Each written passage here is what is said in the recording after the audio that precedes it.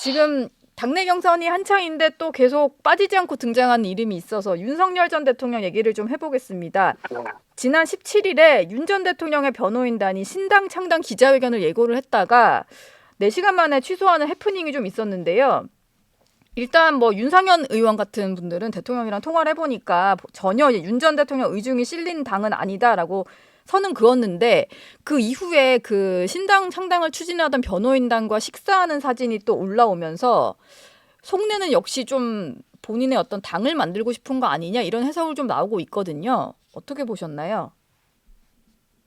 몽상입니다. 몽 낭설입니다. 예, 낭설. 저도 전혀 사실이 아니라는 연락을 받았습니다. 예. 용산으로부터 전혀 사실이 아니다. 예. 그거는 파탄으로 가는 길이거든요. 새로 당을 만든다는 것은요. 그렇습니다.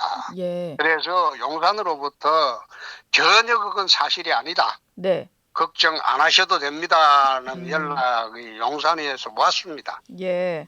지금 이 선거는 네. 홍준표 대선입니다. 예. 윤석열 대선이 아니고. 네.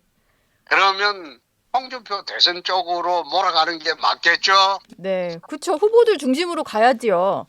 그렇습니다. 예. 예. 근데 이게 뭐 윤 전 대통령은 계속 본인 의중이 아니라는데 주변에 자꾸 변호인단이 뭐 대통령 허락받고 올리는 거다, 대통령이 올려달라서 올리는 거다 이런 식으로 사진과 글 같은 거 올리는 거 이거는 좀 당 차원에서 조치할 필요는 없을까요? 당 차원에서 조치할 필요는 없죠. 예. 그건 한때 지나가는 아주 미풍에 불과하기 때문에 예. 그런 거 가지고 왈가왈부할 시간이 없습니다. 지금 선거 43일 남았어요. 예. 그러니까 네. 그런데 신경 쓸 때가 어디 있겠습니까? 그런 정신이 없을 상황이다. 지금 대통령과는 근데 자꾸 관계 정리를 하자는 사람도 있고 지금 이 상태로 그냥 뭐 본선에 집중하자라는 사람들도 있는데 후보님 생각에는 좀 어떠세요? 대통령을 그냥 이대로 품고 갔을 때 좀 부담이 있을 수도 있잖아요. 뭔가 정리가 필요하다고 보시나요? 할당시킨다고 해서 배움 탄핵이 없어집니까? 그건 그거 아니죠. 없어지는 거 아니죠. 예. 이젠 과거가 돼버렸어요. 네. 지금 대선은 미래로 가는 대선입니다. 제7공화국을 만들어서 한국 미래 100년을 준비하느냐 안 하느냐 그런 대선인데 네.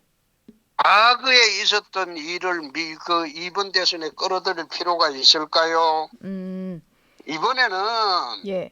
내가 늘 이야기하지만 홍준표 정권이냐 이재명 정권이냐 그거로 지금 붙고 있는 판인데 윤석열 대통령이 끼어들 틈이 없죠. 예. 그러니까 거기에 말로 탈당시키냐 안 시키냐 그런 논쟁이 나옵니까? 나는 그 논쟁이 나오는 것 자체가 네.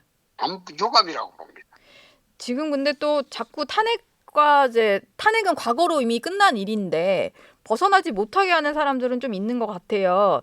그렇죠. 정광훈 목사 이런 분들이 대선에 출마하겠다라고 하면서 일단 당내에서는 안철수 후보가 이 전 목사 출마에 대한 분명한 입장을 밝혀달라 나머지 후보들에게 좀 요구를 했는데요. 난 안철수 의원이 그런 이야기하는 게 참 아직도 그 정치 초보적인 자세를 벗어나지 못했다. 예. 자신은 이당 저당 돌아다니면서 대한민국에 안 간 정당이 어디 있습니까? 예. 왔다 갔다 다 하고 저 같은 경우에 30년 이 당을 지킨 사람입니다. 네. 그러니까 윤 대통령 탈당도 설치고 탈당시켜야 한다고 하고 엉뚱하게 나경원, 김문수, 홍준표 김문수 선배 뭐 지하고 같이 당을 냈으니까 그 말 할 수 있겠지만은 예. 그 끌어들이는 것 자체가 이 사람이 참 개정신으로 지금 네. 자꾸 왜 우리 당 좀 경선에 들어가는지. 다른 사람 끌어들이냐 이런 말씀이시군요. 말도 안 되는 소리예요. 예. 그리고 정광훈 목사는 이 선거법 위반으로 출마가 불가한 거 아니던가요? 그건 한번 저희가 더 최종 확인해 검토해보세요. 보겠습니다. 한번 찾아보세요. 예. 그리고 출마를 하든지 말든지 우리 당하고는 상관이 없어요.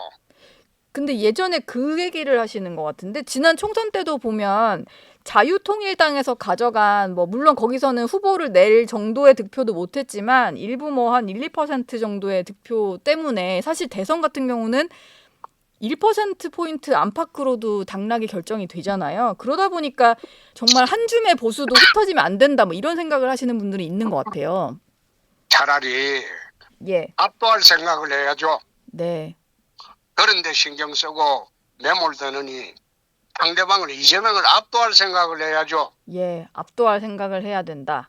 그렇습니다. 예. 마지막으로 이게 최근에 기자들이 여러 차례 질문을 했는데도 답을 안 하시긴 하는데 오늘 정치 시그널에서는 제발 해주시길 바라면서 질문을 좀 드려보겠습니다.